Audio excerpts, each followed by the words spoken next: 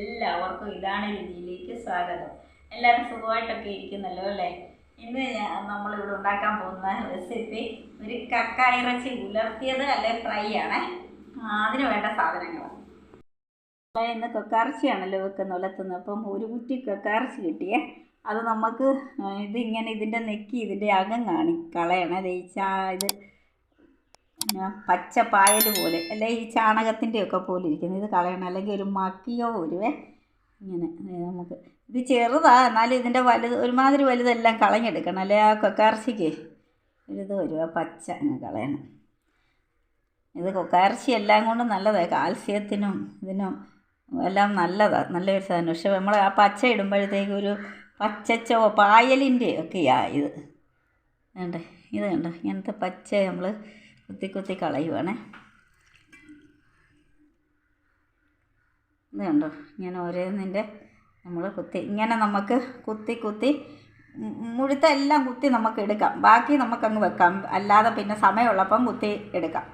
ഇപ്പം നിങ്ങളെ കാണിക്കാൻ വേണ്ടി ഞാൻ കുറച്ച് ഇതേ രീതിയിൽ കുത്തി എടുക്കാൻ പോവുകയാണേ. എന്നിട്ട് അതിന് ചേരുവകളൊക്കെ കാണിക്കാവേ. അതിനാവശ്യമായ കക്കയിറച്ചി നമ്മൾ കുത്തിയെടുത്തിട്ട് കഴുകി പിഴിഞ്ഞ് വെച്ചേക്കുക. കാരണം പൊടിമണ്ണും ഉണ്ടായിരുന്നേ. ഇനി വെളുത്തുള്ളി അതിന് വേണ്ടത്, പച്ചമുളക്, ഇഞ്ചി, കരിയാപ്പല ഇവിടെയും വെച്ചിട്ടുണ്ട്. പിന്നെ ചുമന്നുള്ളി കുറച്ച്, നമ്മളൊരു ചെറിയ സബോള എടുത്ത്, സബോള ഒത്തിരി ഇട്ടാൽ മാതിരിക്കും, ഇനി ചുമന്നുള്ളിയാണ് കൂടുതൽ. പിന്നെ തേങ്ങാക്കൊത്തിടുന്നു. പിന്നെ അത് ലാസ്റ്റ് നമുക്ക് വറുത്തിടാനായിട്ട് പെരിഞ്ചീരകവും 2 ഉണക്കമുളകും 2 ഏലക്ക ചതച്ചതും ഉണ്ട്. ഇനി ഇത് പൊടികൾ: കാശ്മീരിയുടെ മുളക് പൊടി, മല്ലിപ്പൊടി, മഞ്ഞൾപ്പൊടി, ഉപ്പുപൊടി, മസാലപ്പൊടി, കുരുമുളക് പൊടി. ഇതിന് മെയിൻ വേണ്ടത് കുരുമുളക് പൊടിയാണ്. കുരുമുളക് ചതച്ചിട്ടാലും നല്ല. നമ്മുടെ ഈ കുരുമുളക് ചതച്ചതില്ല, അതിനാണ് നമ്മൾ കുരുമുളക് പൊടി ഇടുന്നത്. പിന്നെ വെളിച്ചെണ്ണ. അപ്പോൾ ഇത് നമുക്ക് ഒരു വെള്ളം ഒഴിച്ച് ചട്ടിയിൽ വെള്ളം ഒഴിച്ച് ഉപ്പും ഇട്ട് മഞ്ഞൾപ്പൊടി ഇട്ട് വേവിക്കാൻ വെക്കാം. കക്കയിറച്ചിക്ക് വലിയ വേവില്ല, കാരണം ഇത് പുഴുങ്ങിയൊക്കെ വെന്ത് തല്ല് വരുന്ന, എന്നാലും നമുക്കത് വേവിക്കണം. മഞ്ഞൾപ്പൊടിയും ഉപ്പും ഇട്ടു. അപ്പം മഞ്ഞൾപ്പൊടി ഇട്ട് കൊടുക്കാം ആവശ്യത്തിന്. പിന്നെ ഉപ്പുപൊടി ഇടാം. ഉപ്പുപൊടി ആവശ്യത്തിന് ഉപ്പുപൊടി, ഒരല്പം വെള്ളം ഒഴിച്ച് കൊടുക്കാവേ. ഇത് നമുക്ക് ഒരടുപ്പയിലോട്ട് വെച്ചിട്ട് മറ്റേ അടുപ്പയിൽ നമുക്ക് വഴറ്റാം. ഇപ്പുറത്ത് അടുപ്പിൽ ഒരു താവ വെച്ചിട്ടുണ്ട്. പിന്നെ ഇത് വഴറ്റിയെടുക്കാം. നമ്മൾ ഈ അടുപ്പയിൽ ഉപ്പും മഞ്ഞൾപ്പൊടിയും ഇട്ട് കക്കയിറച്ചിയും വെച്ചിട്ടുണ്ട്. നമുക്കിതിലേക്ക് ആവശ്യത്തിന് എണ്ണ ഒഴിച്ചു കൊടുക്കാം. അതിനകത്ത് വെളിച്ചെണ്ണയിലാണ് നമ്മളിത് തയ്യാറാക്കുന്നത്. വെളിച്ചെണ്ണ ഒഴിച്ച് കൊടുത്തിട്ടുണ്ട് ചൂടാകാനായിട്ട്. പിന്നെ ഇവിടെ കറണ്ടിൻ്റെ പ്രശ്നമുണ്ട്, കറണ്ട് വന്നും പോയി നിൽക്കും. അപ്പം ഇരുട്ട്, അതാണ് ധൃതി വെച്ചിന്ന് ഓടിച്ച് പറഞ്ഞു പോകുന്നത്.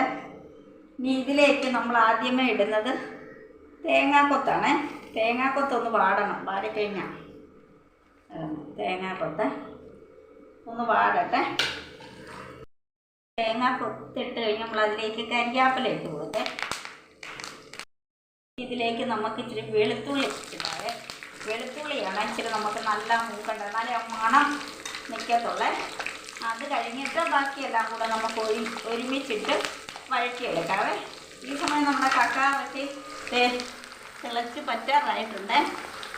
ഇനി അതൊന്ന് ഇച്ചിരി വഴന്ന് വരുമ്പോൾ നമുക്ക് ബാക്കിയെല്ലാം കൂടെ ഒന്നിച്ചിട്ട് ഇളക്കിയാൽ മതിയേ. നമ്മുടെ തേങ്ങാക്കൊത്തും വെളുത്തുള്ളിയും മൂത്ത് കഴിഞ്ഞാണ് നമ്മൾ ചെറിയ ഉള്ളിയും ഒരു ചെറിയ സവോളയാണ് ഇട്ട്. ഉള്ളിയാണ് ഏറ്റവും നല്ല. സവോള ഒത്തിരി ഇട്ടാൽ മധുരമാണ്.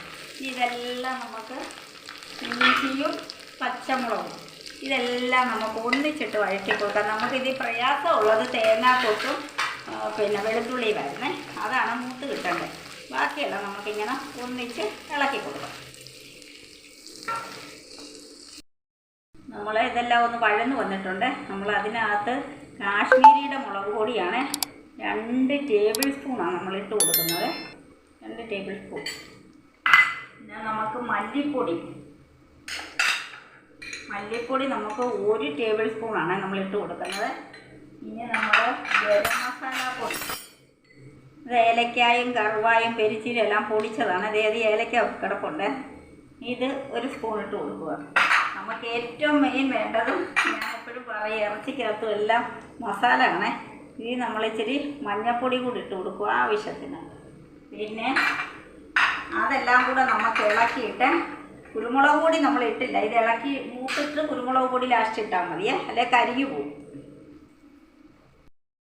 ഇതെല്ലാം ഒരുമാതിരി വഴന്ന് വന്നിട്ടുണ്ട്. തേങ്ങാക്കൊത്തും മുളക് പൊടിയും ഇതെല്ലാം ഇട്ടതെല്ലാം വഴന്ന് വന്നിട്ടുണ്ട്. ഇനി നമുക്ക് ഇതൊന്ന് തുറന്ന് നോക്കാവേ.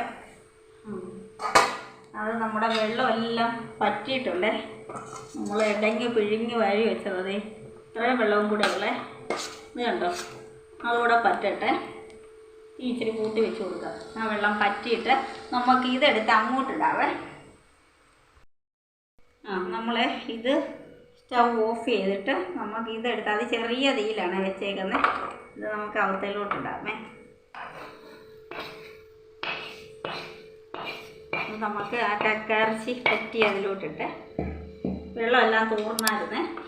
ഇനി അതിട്ട് ഇളക്കി ഒന്ന് യോജിപ്പിച്ചിട്ട് ഇതിനകത്ത് നമ്മൾ മെയിൻ സാധനം ഇട്ടില്ലേ, ഉപ്പും കുരുമുളക് പൊടി ഇട്ടില്ല. അപ്പം കക്കയിറച്ചി വേകാൻ വേണ്ടി നമ്മളൊരു ശകലം ഉപ്പിട്ടായിരുന്നു.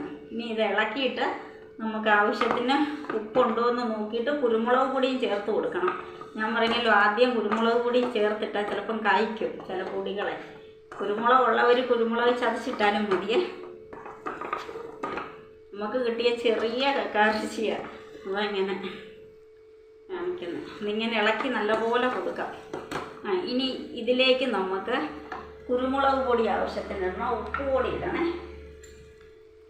പൊടി നമ്മൾ അരപ്പിലൊന്നും ഇട്ടില്ല, ശകലേ ഇട്ടുള്ളേ, ശകലം മതി. പിന്നെ കുരുമുളക് പൊടി പൊട്ടുന്നുണ്ട്, കുരുമുളക് പൊടി. ഇത് നമ്മൾ കാശ്മീരിയുടെ പൊടിയാണ് ചേർത്തേക്കുന്നത്. എരിവിന് 2-3 പച്ചമുളകേ ചേർത്തുള്ളൂ. അപ്പം നമുക്ക് കുരുമുളക് ആവശ്യത്തിനിട്ട് കൊടുക്കണേ. നമ്മൾ എണ്ണ ചൂടാകാൻ ഇപ്പുറത്തടുപ്പ് വെച്ചിട്ടുണ്ട്. നമ്മുടെ കക്കയിറച്ചി അത് ചെറിയ തീയാണ് കൊടുത്ത എണ്ണ അവിടെ ചൂടാകട്ടെ. ഒരു താവ വെച്ച് ഇത് നമ്മുടെ കക്കയിറച്ചി എല്ലാം വഴന്ന് വന്നുകൊണ്ടിരിക്കുവാണ്. ഇത് കണ്ടോ, എല്ലാം വഴന്ന് വരുന്നുണ്ട്. പൊട്ടി മൂത്ത് വരണം. നമ്മൾ ഫ്രൈ അല്ലെങ്കിൽ ഉലർത്താണ് ചെയ്യുന്നത്. നമുക്ക് അവിടെ ഇത് വെച്ചിട്ടുണ്ട്, വെളിച്ചെണ്ണയിലാണ് ഞാനിത് തയ്യാറാക്കുന്നത്. ഇനി നമുക്കതിലേക്ക് 2 പെരിഞ്ജീരകമാണ് ഇട്ട് കൊടുക്കുന്നത്. ഞാൻ ആദ്യമേ